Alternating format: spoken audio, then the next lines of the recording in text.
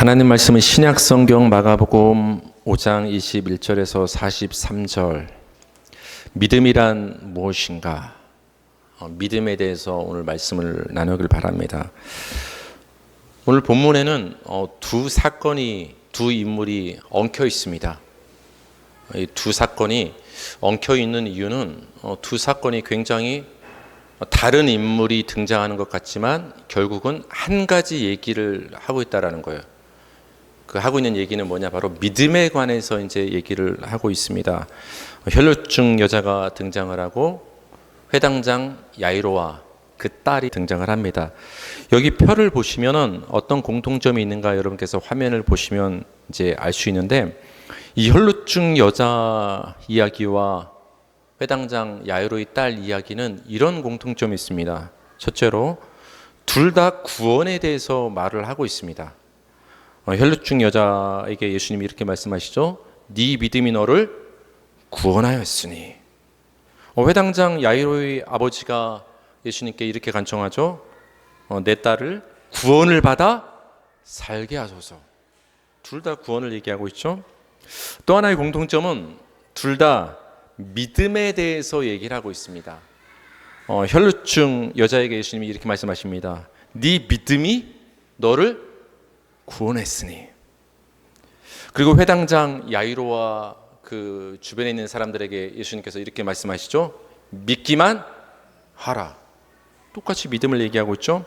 또 하나 재미있는 사실은 12이라는 숫자가 공통적으로 등장을 합니다. 혈루증 여자가 몇 년 동안 고생을 했죠? 12회, 12년. 근데 회당장 야이로의 딸이 몇 살인지 아십니까? 나중에 보면은 12살이에요. 마가복음 5장 22절에서 23절을 제가 읽어드릴게요. 회당장 중에 하나인 야이로라 하는 이가 와서 예수를 보고 발 아래 엎드려 간곡히 구하여 이르되 내 어린 딸이 죽게 되었사오니 오셔서 그 위에 손을 얹으사 그로 구원을 받아 살게 하소서 하거늘.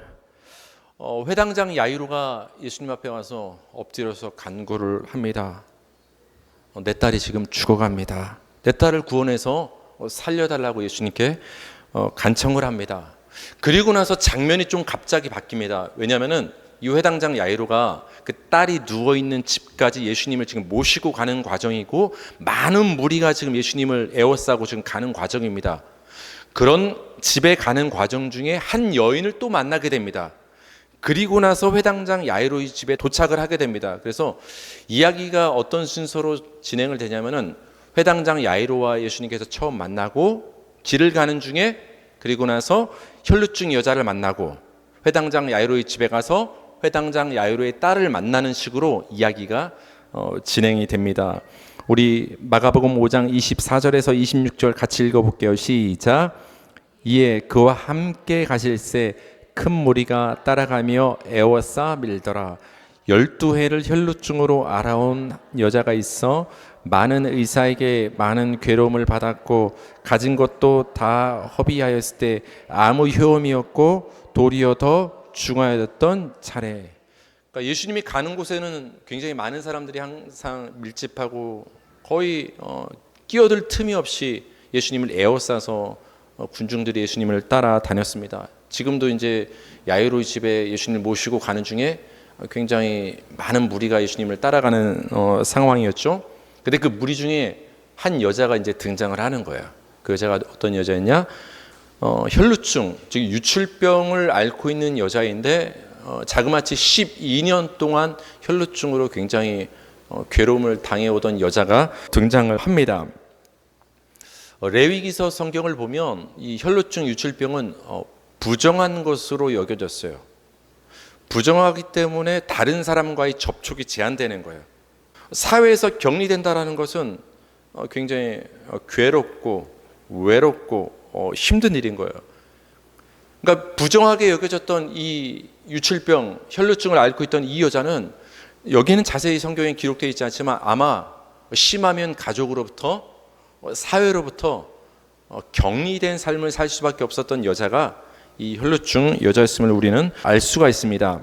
이 여자는 재산이 있었어요. 근데 그 병을 고치느라고 모든 재산을 다 써버렸어요. 여기 이런 표현이 나옵니다. 허비하였다. 여기서 허비하였다 이 말은 허투루 낭비했다 이 말이 아니라 가진 것을 이제 다 써버려서 이제는 남은 것이 없다 이거예요. 여러분, 이건 굉장히 중요한 단어예요. 이 여자가 지금 처한 상황이 어떠한가를 정확히 표현해 주는 단어가 허비하였다예요. 조금이라도 남았다 아니면 남은 것이 없다? 남은 것이 없다가 허비하였다예요. 그동안 있던 돈을 다 자신을 치료하는데 써봤지만, 재산을 다 쓰도록 노력을 해봤지만 결국은 그 증상은 더 심해지고 가진 것만 다 허비해서 이제는 남은 희망이 아무것도 없어요. 이제는 의사를 만나고 싶어도 이제 돈이 없는 거예요. 이제는 가능성이 전혀 없는 상태에 여자는 놓여 있었던 것입니다.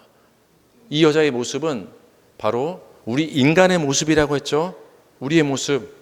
우리의 힘이 다 빠져서 이제는 더 이상 우리 힘으로 할 수 있는 것이 아무것도 없는 상태, 불가능한 연약함에 놓여있는 그 인간의 그 현실의 모습을 이 혈루증 여자의 허비한 모습을 통해서 보여주는 거예요. 누가복음을 보면 여러분 탕자 비유에서 둘째 아들이 등장을 하죠.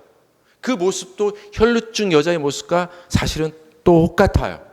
왜 똑같을까요? 그 인물들은 다 우리의 모습, 나의 모습을 보여주는 거거든요. 여러분, 그 둘째 아들이 아버지를 떠나서 탕자의 삶을 살 때 아버지께 받아 가진 것을 남겼나요? 다 허비했나요? 그렇죠? 누가복음을 보면 이런 표현이 나오죠. 받은 것을 다 없이 했다. 이 말이 이 여자가, 혈루증 여자가 다 허비했다란 단어와 똑같은 단어예요. 이제 탕자도 다 쓰고 남은 게 없는 거예요. 흉년까지 만났죠. 아무것도 없는 상태에 빠진 사람이 탕자였고 이 혈루증 여자였고, 이것은 바로 죄인된 우리 인간의 모습임을 우리는 보게 됩니다. 마가복음 5장 27절에서 31절을 제가 읽어드릴게요. 예수의 소문을 듣고 무리 가운데 끼어 뒤로 와서 그의 옷에 손을 대니 이는 내가 그의 옷에만 손을 대어도 구원을 받으리라 생각하밀러라. 이에 그의 혈루 근원이 곧 마름에 병이 나은 줄을 몸에 깨달으니라. 예수께서 그 능력이 자기에게서 나간 줄을 곧 스스로 아시고 무리 가운데서 돌이켜 말씀하시되 누가 내 옷에 손을 대었느냐 하시니 제자들이 여짜오되 무리가 에어싸 미는 것을 보시며 누가 내게 손을 대었느냐 물으시나이까 하되. 그 무리에 끼어서 가던 혈루증 여자가 용기를 내서 예수님의 옷에 손을 내밉니다. 예수님의 옷에 손을 터치한 거예요. 근데 어떤 마음을 갖고 이 여자가 예수님의 옷을 댄 거예요?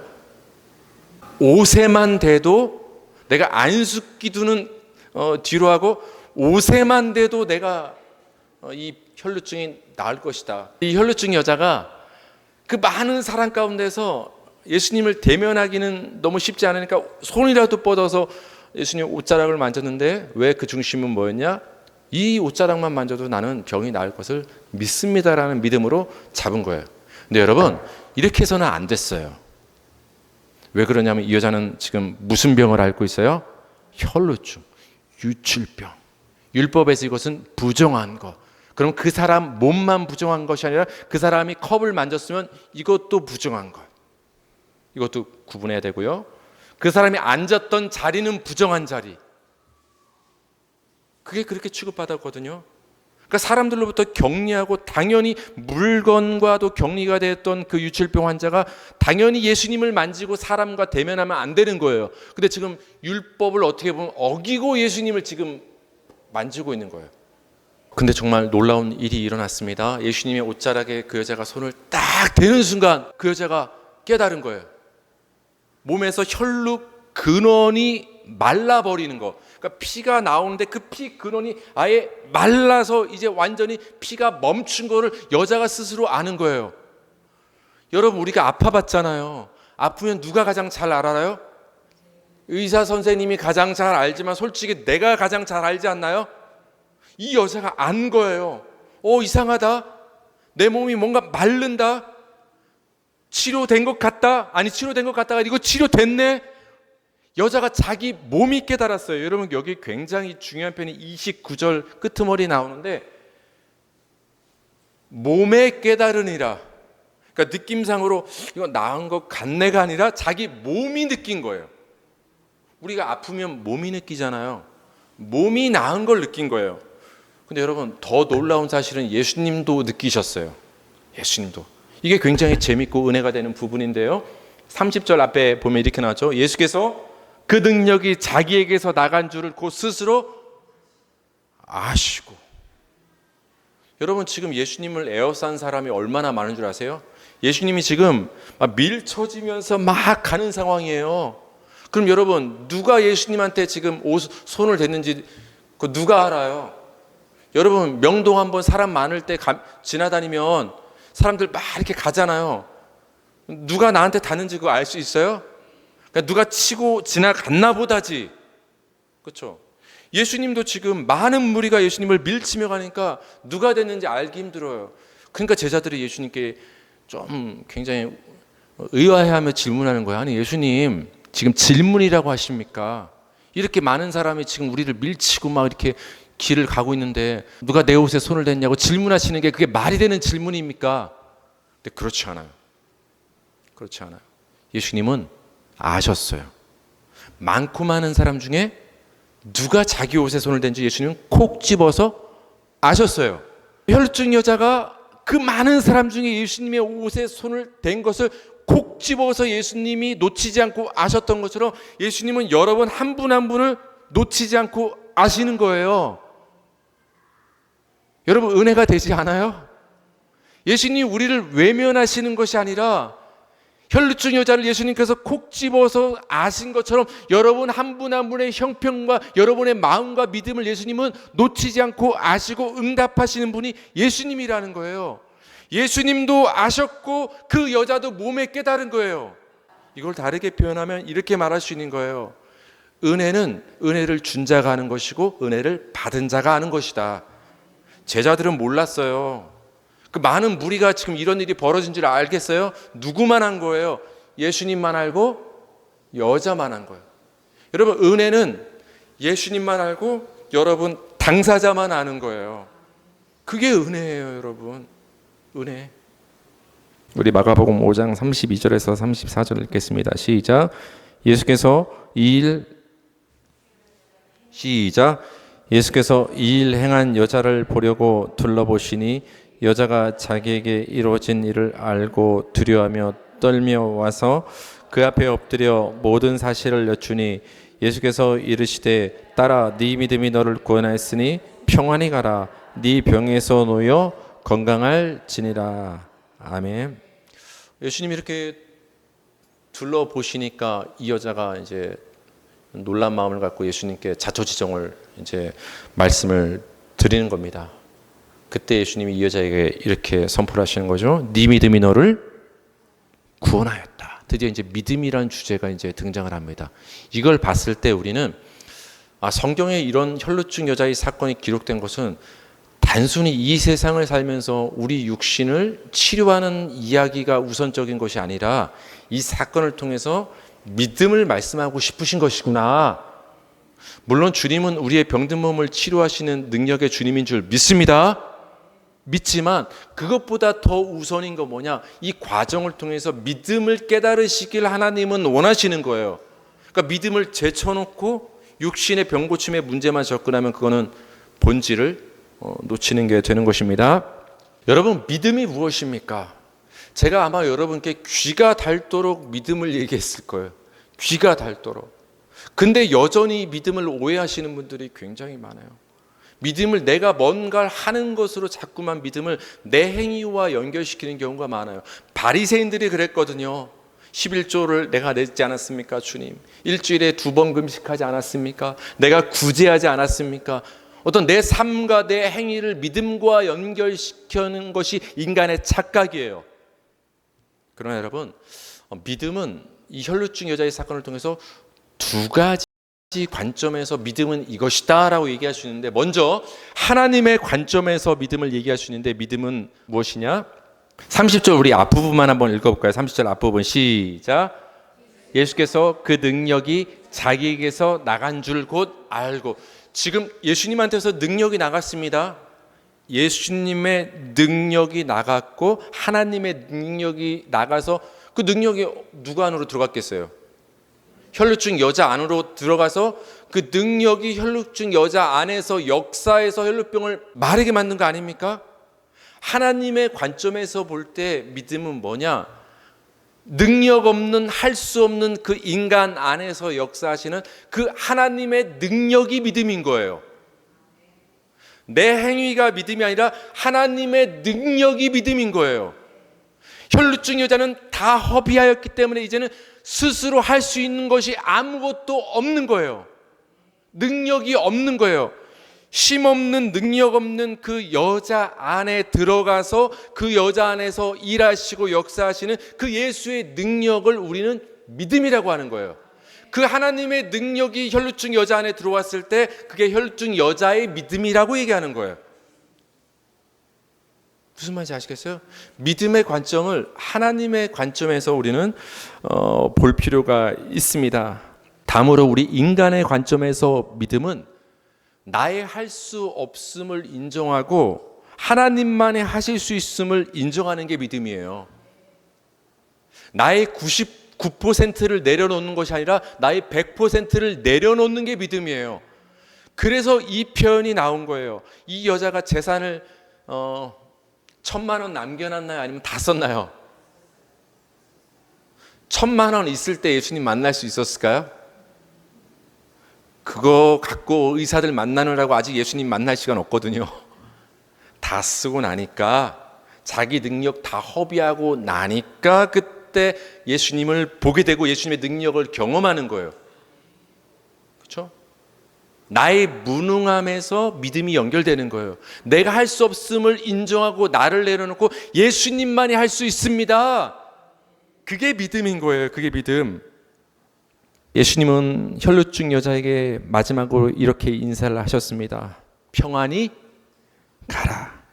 지금까지 여러분, 이 유칠병으로 인해서 혈루증 여자는 어떤 삶을 살았었죠? 그동안 이 여자의 삶은 불안했어요. 사람과의 관계가 여러분 깨져보세요. 얼마나 마음이 불안한지 밤새 고민한다니까요.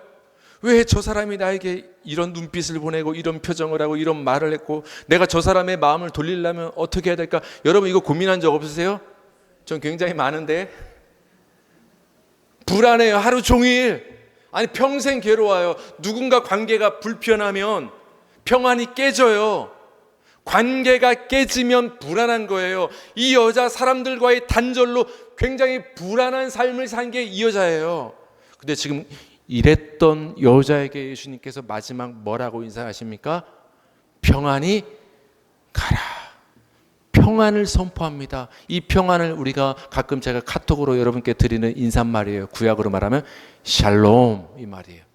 예수님이 여자에게 샬롬 말하는 거예요. 여자에게 평안할지어다 인사하시는 거예요. 왜 평안할지어다요? 이제 병 나았잖아요. 이제 가정으로 돌아갈 수 있어요. 가족 관계 맺을 수 있어요. 이제 일터 가서 일할 수 있어요. 사람들하고 같이 밥 먹고 즐길 수 있어요. 이제 사회생활 할 수 있어요. 이제 관계가 어떻게 되는 거예요? 회복되잖아요. 그러니까 이제 마음이 불안했던 마음이 평안해지는 거예요. 그래서 샬롬인 거거든요. 근데 여러분 근본적으로 샬롬은 하나님과의 샬롬입니다. 하나님과의 평화요. 죄로 인해서 하나님으로부터 분리되었기 때문에 여러분 인간은 불안한 거예요. 여러분 인간이 왜 불안한 줄 아십니까? 많은 철학자, 심리학자가 TV에 나와서 유튜브에서 강연으로 왜 인간이 불안한가 어쩌고 저쩌고 얘기하지만 성경은 너무나 명확하게 얘기를 해요. 하나님으로부터 떨어졌기 때문에 불안한 거다. 여러분 분리불안이란 말 들어봤어요? 애기들? 우리 아이들 키울 때 엄마로부터 아빠로부터 이렇게 분리되어 있으면 아이들은 두려움을 느끼고 불안한 거 아니겠습니까? 그래서 이렇게 부모와 유착되는 어떤 그 애착 관계가 굉장히 중요한 거 아닙니까? 그때 아이는 평안함을 느끼는 거예요. 근데 인간은 하나님과 붙어 있을 때 평안하거든요. 그게 샬롬이에요. 샬롬. 근데 인간의 죄로 인해서 분리돼서 지금 다 살아가고 있거든요. 그래서 인간은 지금 다 불안하게 싸우고 전쟁하고 시기하고 질투, 이게 그래서 나오는 거예요. 그러니까 이 혈루증 여자는 육신으로만 지금 어떤 병고침을 받아서 그 인간들과 사회적으로 관계가 회복되는 그 평안만 주어진 것이 아니라 그 혈루증은 죄를 의미한다고 했잖아요. 죄, 부정한 것. 죄가 해결되고 나니까 하나님과의 관계가 이제 다시 붙어버리고 회복되는 거예요. 그래서 평안인 거예요. 성도님들, 하나님과의 관계가 먼저 회복되길 바랍니다. 그리고 나서 사람과의 샬롬입니다. 마가복음 5장 35절에서 36절 읽겠습니다. 시작. 아직 예수께서 말씀하실 때 회당장의 집에서 사람들이 와서 회당장에게 이르되 당신의 딸이 죽었나이다. 어찌하여 선생을 더 괴롭게 하나이까? 예수께서 그 하는 말을 곁에서 들으시고 회당장에게 이르시되 두려워하지 말고 믿기만 하라 하시고, 집에서 이제 야이로 사람들이 와서 이제 말하는 거예요. 이제 더 이상 예수님 집으로 이렇게 초청할 필요 없고 귀찮게 할 필요가 없다. 당신의 딸이 이미 죽었습니다. 그렇게 이제 소식을 전해줍니다. 여러분, 인간의 입장에서, 회당장 야이로 입장에서 이제는 소망이 완전히 끊어진 거예요. 완전히. 지금까지는 아직은 죽지 않았잖아요. 그래서 예수님을 소망을 갖고 데리고 가고 있던 상황 아닙니까? 근데 그 소망을 갖고 막 가고 있는데 굉장히 청천벽력 같은 소리가 들려오니까 이제는 인간의 입장에서는 이제는 완전히 소망이 끊어진 상황이 된 거예요. 그때 예수님이 이렇게 말씀하십니다. 두려워하지 말고 믿기만 하라. 여러분, 믿음의 반대말은 뭘까요? 안 믿음, 이게 아닙니다. 우리 초등학생들한테는 물어보면 그렇게 대답하더라고요. 뭐 좀 어른들은 믿음의 반대말은 뭡니까? 물으면 불신 이렇게 얘기를 하잖아요. 근데 아이들은 안 믿음 이렇게 해요. 제가 말씀드렸죠. 우리 형이 초등학교 1학년 때 받아쓰기를 하는데 국민학교 다닐 때 올라가다의 반대말은 뭐다? 내려가다인데 안 올라가다. 이렇게 쓰는 거죠. 믿음의 반대말은 안 믿음이 아니에요. 믿음의 반대말은 두려움입니다. 믿음의 반대말은 두려움이에요. 그래서 믿는 자가 천국에 들어가는데 성경을 보면 천국에 들어가지 못하는 자들의 리스트, 음행하는 자, 술 취한 자, 뭐 여러 가지 나오는데 그 중에 한 리스트 중에 하나가 뭐냐? 두려워하는 자는 천국에 들어가지 못한다, 이 말이 나오는데 왜 두려워한다고 천국에 못 들어갈까? 이거는 믿지 않는 자를 말하는 거야. 믿지 않는 자. 그래서 예수님이 이렇게 말씀하시는 거죠. 두려워하지 말고 믿기만 하라. 믿음의 문제가 드디어 또 등장을 합니다. 그 혈루증 여자의 만남에서도 예수님께서 뭐라고 말씀하셨죠? 네 믿음이 너를 구원했다. 믿음을 얘기하셨던 예수님이 다시 한번 회당장 야이로 그 딸과의 만남에서도 믿기만 하라, 믿음의 문제를 말씀을 하십니다. 여러분, 믿음이 뭐라고 했죠? 하나님의 측면에서 할 수 없는 인간 안에서 역사하시는 그 하나님의 능력이 믿음이라고 했잖아요. 이제 죽었으니까 여러분 할 수 있는 게 있어요, 없어요? 인간은 할 수 있는 게 없어요. 그 할 수 없는 인간 안에서 이제 야이로의 딸 안에서 이제 누가 역사하시는 거예요? 하나님이 이제 역사하기 시작하는 거예요. 그걸 믿음이니까 이제 믿기만 하라, 이렇게 말씀을 하신 거예요. 여기 보면 야이로의 집의 상황을 굉장히 자세히 묘사를 하고 있는데 사람들이 막 떠들고 있고 심히 울며 통곡하고 있어요. 우리가 기존에 잘 알고 있는 장례식장의 풍경이죠. 조금 다른 거는 뭐냐? 떠든다라는 표현이 나와요. 이건 헌화한다, 옛날 성경에서 이제 그런 표현인데 이거는 뭐냐? 고용된 사람일 수가 있는 거예요. 예를 들면 그 장례식장에게 분위기를 좀 더 이렇게 장례식장답게 만들기 위해서 우는 사람들을 옛날 시대 때는 고용을 했거든요. 돈 주고 고용을 하면 자기 식구도 아닌데 울어주는 사람이에요. 오늘날로 말하면 결혼식장에서 이렇게 하객을 아르바이트 돈 주고 부르는 경우도 있잖아요. 그것처럼 장례식장에서 울어주는 사람을 돈 주고 고용한 사람들이 와서 지금 막 이렇게 왁자지껄 그 분위기를 만들고 있었고 또 가족들이 울고 있는 상황이었습니다. 이것을 성경에 여러분 왜 기록해 놨을까요? 뭐하러 이 장면을 자세히 묘사해 놨을까요? 그걸 말하고 싶은 거예요. 회당장 야이로의 딸은 진짜로 죽었다. 진짜로 죽었다라는 것을 지금 주의 풍경을 통해서 예수님께서 말씀을 해주고 있습니다. 근데 예수님께서 이 죽은 아이에 대해서 뭐라고 말씀하시냐? 이 아이가 죽은 것이 아니라 잔다. 여러분 성경을 보면 잔다라는 표현이 많이 나와요. 언제 나오느냐? 예수님께서 잠자는 자들의 첫 열매가 되셨다 말하거든요. 이 말은 뭐냐? 죽은 자들 가운데서 예수님께서 처음으로 부활하셨다. 이 말을 잠자는 자들의 첫 열매가 되셨다. 그러니까 잠잔다라는 것은 죽었다라는 것의 완곡적인 표현인 거예요. 물론 이 아이는 진짜 죽었어요. 근데 예수님은 왜 굳이 잔다라고 표현을 하셨을까요? 여러분, 어젯밤에 안녕히 주무셨습니까? 근데 아침에 어떻게 하셨죠? 일어나 깨셨죠. 그래서 지금 나오신 거 아닙니까? 자면 깨는 순간에 오는 거예요. 이 아이를 향해서 이 아이는 잔다라고 말씀하신 것은 이 아이는 곧 있으면 깬다를 말씀하시는 거예요.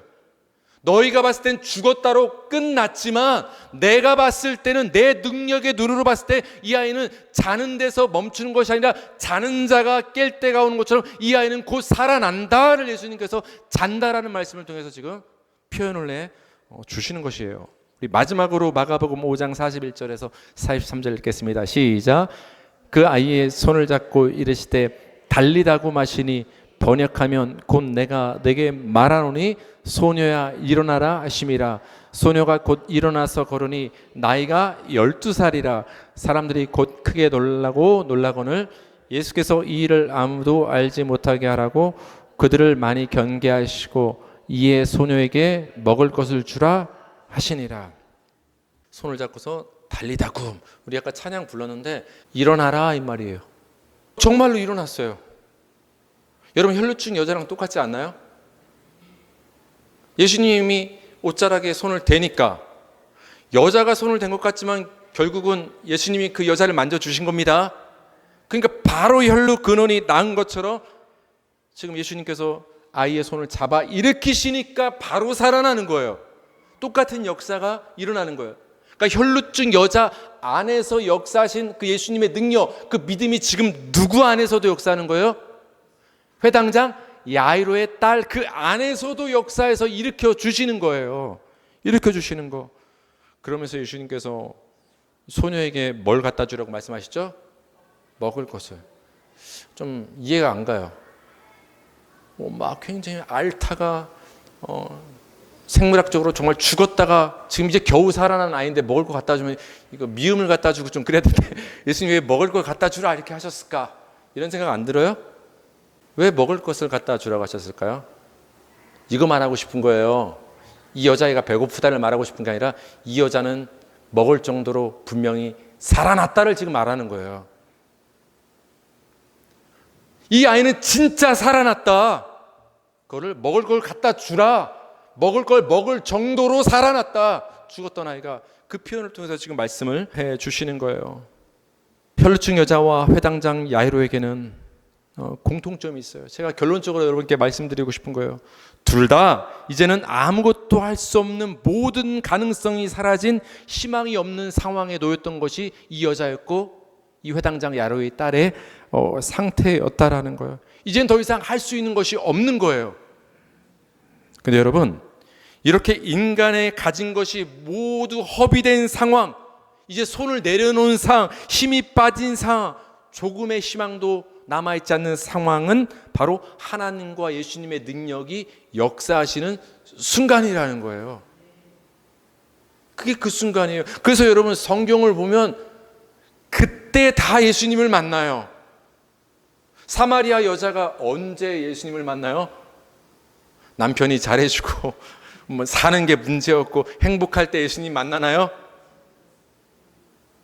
6명 남자 만나도 이거 날 위해주는 진짜 남자는 한 명도 없구나, 믿을 놈 하나도 없다. 그래서 저 괴로움 받고 있을 때 예수님을 만나는 거예요. 100% 내려놓았을 때.